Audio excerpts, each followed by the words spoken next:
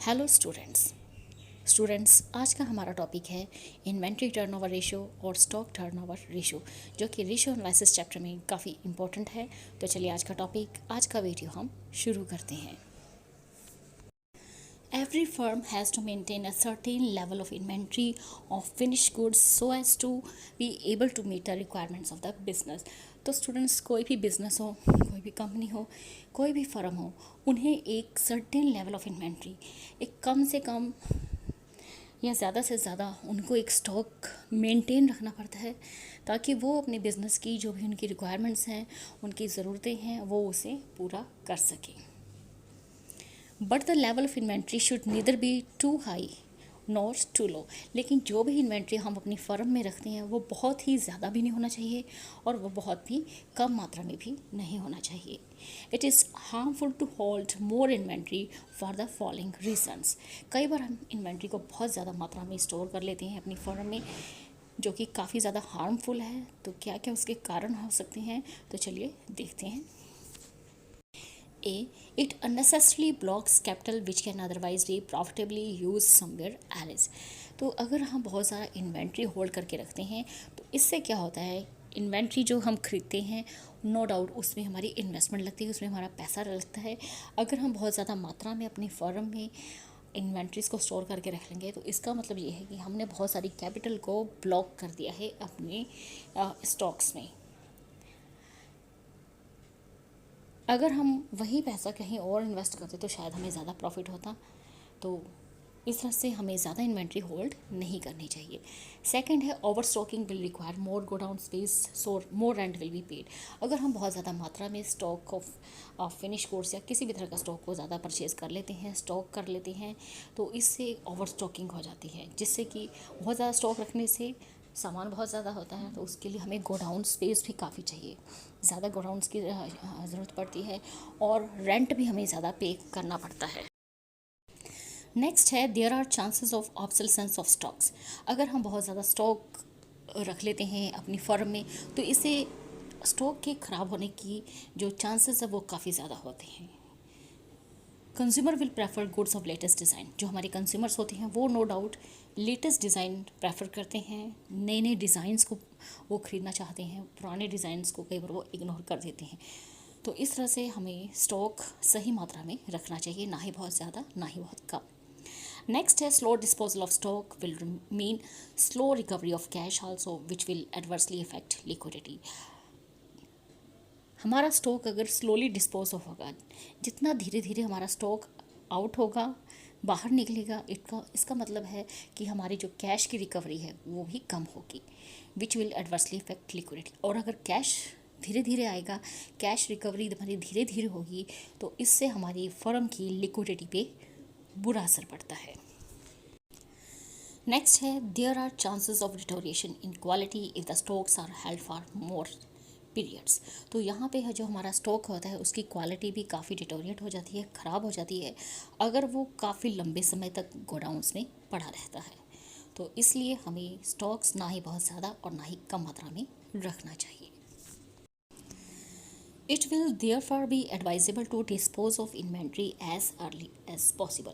तो इसलिए ये एडवाइस किया जाता है कि जो हमारी इन्वेंट्री होती है उसे जितना जल्दी हो सके हम उसे निकाल दें, उसे डिस्पोज ऑफ कर दें। On the other hand, too low inventory में mean loss of business opportunity. लेकिन अगर दूसरी तरफ हम इन्वेंट्री स्टॉक कम मात्रा में रखेंगे अपनी फर्म में तो हो सकता है कि काफ़ी अच्छी बिजनेस अपॉर्चुनिटीज़ जो हमारे पास आती हैं वो हम उनका बेनिफिट ना ले सकें। Thus it is very essential to keep sufficient stocks in business. तो इसलिए ये ज़रूरी होता है कि हमें काफ़ी मात्रा में, सफिशेंट मात्रा में स्टॉक अपने बिजनेस में रखना पड़ता है, ताकि हम बिज़नेस अपॉर्चुनिटीज़ को अच्छे से उसका बेनिफिट ले सकें। अच्छी बिज़नेस अपॉर्चुनिटीज़ आएंगी तो उससे हमारा बिज़नेस जल्दी एक्सपेंड होगा, जल्दी ग्रो होगा, स्टेबल होगा। तो इसलिए सफिशेंट स्टॉक हमें रखना काफ़ी ज़रूरी होता है। Inventory turnover ratio, also known as stock velocity, is normally calculated as sales upon average inventory or cost of goods sold upon average inventory। तो इन्वेंट्री टर्नओवर रेशो को हम स्टॉक वेलोसिटी भी कहते हैं, जिसका फार्मूला बड़ा ही इजी है, सेल्स अपॉन एवरेज इन्वेंट्री या cost of goods sold upon average inventory करके हम इन्वेंट्री टर्नओवर रेशियो या स्टॉक वेलोसिटी कैलकुलेट कर सकते हैं. It would indicate whether inventory has been efficiently used or not. और ये रिप्रेजेंट करता है हमारा इन्वेंट्री टर्नओवर रेशियो या स्टॉक वेलोसिटी. ये इंडिकेट करती है कि जो हमारी बिजनेस में हमारी फर्म में इन्वेंट्री है, क्या हमने उसका सही से अच्छे से इस्तेमाल किया है या नहीं किया है. The purpose is to see whether only the required minimum funds have been locked up in inventory. तो हमारा पर्पस क्या होता है देखने का कि हमारे जो रिक्वायर्ड मिनिमम फंड्स हैं वही लॉक्ड है हमारी इन्वेंट्री में. Inventory turnover ratio indicates the number of times the stock has been sold over during the period. Inventory turnover ratio or ITR indicates the number of times the stock has been sold over during the period. तो inventory turnover ratio क्या indicate करती है कि हमारा जो stock है वो कितने number of times turn over हुआ है, कितनी बार वो आउट हमने किया है, डिस्पोज ऑफ किया है. And evaluates efficiency with which a firm is able to manage its inventory. और ये एवेल्यूएट करता है एफिशिएंसी को कि जिससे हमारी जो फर्म है वो किस तरह से हमारी जो बिजनेस में फर्म में इन्वेंट्री है वो हमारी फर्म किस तरह से मैनेज करती है स्टॉक को. नेक्स्ट है इन्वेंट्री टर्नओवर रेशियो हम किस तरह से कैलकुलेट करते हैं. तो इसका फार्मूला आप देख सकते हैं. Inventory turnover ratio is equal to COGS or cost of goods sold upon average inventory at cost. तो कई बार क्वेश्चन में हमें कॉस्ट ऑफ गुड्स सोल्ड की वैल्यू नहीं दी होती, तो उस टाइम पे हमें सेल्स की वैल्यू यहाँ लिखनी होती है. लेकिन अगर कॉस्ट ऑफ गुड्स सोल्ड दे रखा है तो हम ऊपर लिखेंगे cost of goods sold upon average inventory at cost. अब क्वेश्चन आता है कि एवरेज इन्वेंट्री एट कॉस्ट हम किस तरह से कैलकुलेट कर सकते हैं. तो इसके लिए नीचे एक एग्जांपल दे रखी है. तो यहाँ पर आप एक एग्जांपल देख सकते हैं. For example the opening stock at the beginning of a year is ₹30,000 and the closing balance is ₹50,000. The average inventory is calculated as. तो एवरेज इन्वेंट्री हम किस तरह से निकालेंगे. Opening stock plus closing stock divided by 2. Opening stock की value हमारे पास है 30,000 की, एडअप करेंगे हम. क्लोजिंग बैलेंस जो इन्वेंट्री का है वो है 50,000 और डिवाइड कर देंगे हम 2 से. तो हमारे पास जो एवरेज स्टॉक की वैल्यू निकलती है वो निकलती है ₹40,000. नीचे एक और एग्जांपल दे रखी है जिसमें कि हम एवरेज इन्वेंट्री एट कॉस्ट किस तरह से कैलकुलेट करते हैं. तो चलिए देखते हैं. तो यहाँ पर जो एग्जांपल है उसमें हमें दे रखी है opening stock of in January 96 is ₹20,000. तो जनवरी महीने का ओपनिंग स्टॉक हमें दे रखा है, उसकी वैल्यू है 20,000. And the closing stock are जितने भी महीने हैं फ्रॉम जनवरी टू दिसंबर, तो वो सभी महीने के हमने यहाँ पे क्लोजिंग स्टॉक वैल्यूज दे रखी हैं. जनवरी की 30,000, फरवरी की 40,000. This is a closing balance, closing stock value. मार्च 35,000, अप्रैल 25,000, मई 45,000, जून 50,000, जुलाई 20,000, अगस्त 30,000, सितंबर 35,000, अक्टूबर 15,000 एंड नवंबर 25,000 एंड दिसंबर 20,000. तो इस एग्जांपल में हमें जो ओपनिंग स्टॉक दे रखा है वो सिर्फ जनवरी महीने का दे रखा है which is 20,000. And others months की जो हमें दे रखी है वो क्लोजिंग स्टॉक वैल्यू दे रखी है, क्लोजिंग बैलेंस दे रखा है स्टॉक का. तो इस केस में हम एवरेज इन्वेंट्री एट कॉस्ट किस तरह से कैलकुलेट करेंगे. तो यहाँ पर भी सेम होगा, opening stock plus closing stock. तो ओपनिंग स्टॉक की वैल्यू हमारे पास सिर्फ जनवरी महीने की है जो कि है 20,000. उसके बाद जितना भी हमारे पास क्लोजिंग स्टॉक है एवरी मंथ का फ्रॉम जनवरी टू दिसंबर, वो सभी हम एडअप कर देंगे. आप देख सकते हैं 20,000 which is the opening balance in January month. After that 30,000, 40,000, 35, 25,000, 45,000, 50,000, 20,000 plus 30,000 plus 35,000 plus 15,000 plus 25,000 plus 20,000. अब जितने भी हमारे पास क्लोजिंग स्टॉक्स हैं तो ये सभी 12 मंथ्स के हैं. तो जनवरी से लेकर दिसंबर तक हमारे पास 12 मंथ्स हो गए ये सारा क्लोजिंग स्टॉक. लेकिन सिर्फ जनवरी महीने का हमें ओपनिंग स्टॉक दे रखा है. तो 12 प्लस ये 1 जो है हमारा 13 हो गया. 13 एडअप करके हम डिवाइड कर देंगे 13 से। अब आप कहेंगे कि हम 13 से क्यों डिवाइड करते हैं, मंथ्स तो 12 होते हैं। 12 मंथ्स का जो हमें दे रखा है वो क्लोजिंग स्टॉक दे रखा है, और एक महीने का हमें ओपनिंग स्टॉक दे रखा है। अगर आप इन सभी वैल्यू को नंबर वाइज काउंट करेंगे तो आप देखेंगे ये सारी 13 नंबर्स में आती हैं। 1 2 3 4 5 6 7 8 9 10 11 12 13। हमने टोटल 13 वैल्यूज़ को ऊपर ऐडअप किया है। जितनी वैल्यूज़ को हम ऐडअप करते हैं उसी नंबर से हम इसे डिवाइड करते हैं, तो उस तरह से निकलता है हमारा एवरेज स्टॉक एट कॉस्ट। पहली एग्जांपल में जब हमने एवरेज इन्वेंट्री एट कॉस्ट निकाला था तब हमने सिर्फ डिवाइड किया था 2 से हमने इसलिए डिवाइड किया था क्योंकि उस एग्जांपल में हमारे पास सिर्फ 2 ही वैल्यूज थी एवरेज इन्वेंट्री कैलकुलेट करने के लिए, जो कि एक ओपनिंग स्टॉक था और एक क्लोजिंग स्टॉक था, एक ही महीने के या एक ही ईयर के बिगनिंग का, in the beginning of the year, at the end of the year. लेकिन यहाँ पे हमें 12 मंथ्स के क्लोजिंग स्टॉक दे रखे हैं और बिल्कुल स्टार्टिंग में हमें ओपनिंग स्टॉक दे रखा है। तो जितनी नंबर ऑफ़ वैल्यूज़ हम ऐडअप करते हैं उसी नंबर से हम डिवाइड करते हैं। तो यहाँ पे 13 वैल्यूज़ को हम ऐडअप करेंगे और डिवाइड करेंगे 13 से। डिवाइड करने के बाद आता है हमारा एवरेज इन्वेंट्री एट कॉस्ट।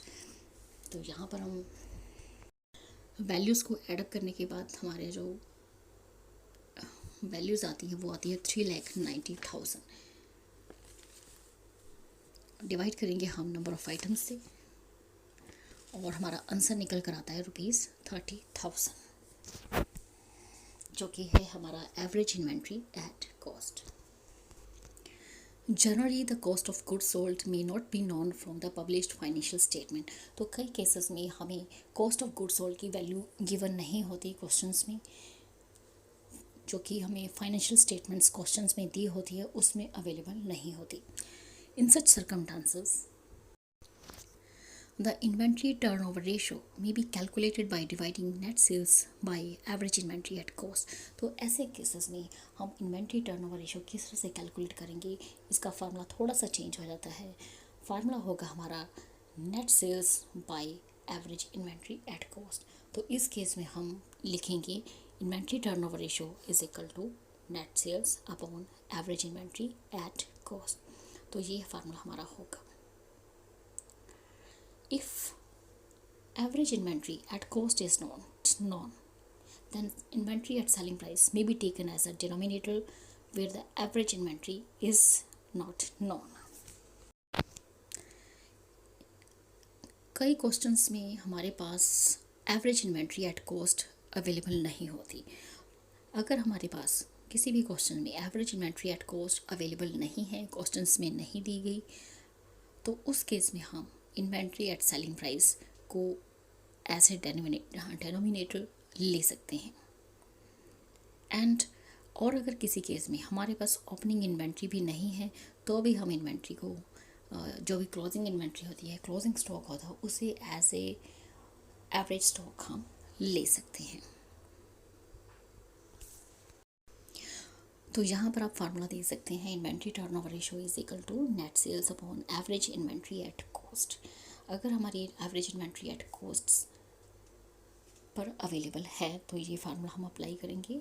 सी है इसका inventory turnover ratio, net sales upon average inventory at selling price. तो ये फार्मूला हम उस केस में लगाएंगे जहाँ पे हमारे पास average inventory at cost available नहीं होगी। अगर क्वेश्चन में average inventory at selling price available है तो हम सेकंड सी वाला फार्मूला अप्लाई करेंगे, net sales upon average inventory at selling price. Next है D, inventory turnover ratio is equal to net sales upon inventory.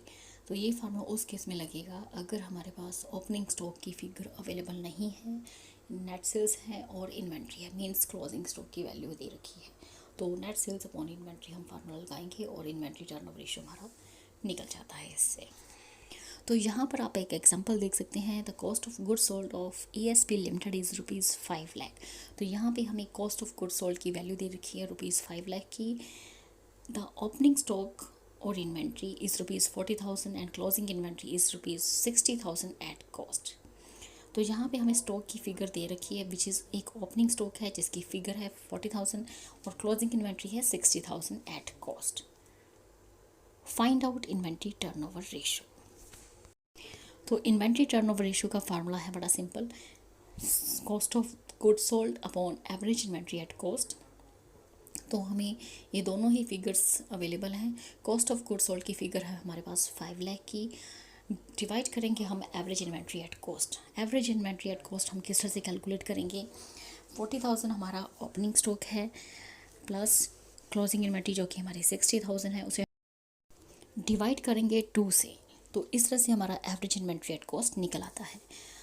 अब हम क्या करेंगे, जो भी हमारी COGS है, कॉस्ट ऑफ गुड्स सोल्ड है 5 लाख की, उसे डिवाइड कर देंगे हम एवरेज इन्वेंट्री जो कि हमारी निकली थी 50,000, और डिवाइड करने के बाद, ओवरऑल डिवाइड करने के बाद हमारा आंसर आता है 10 टाइम्स।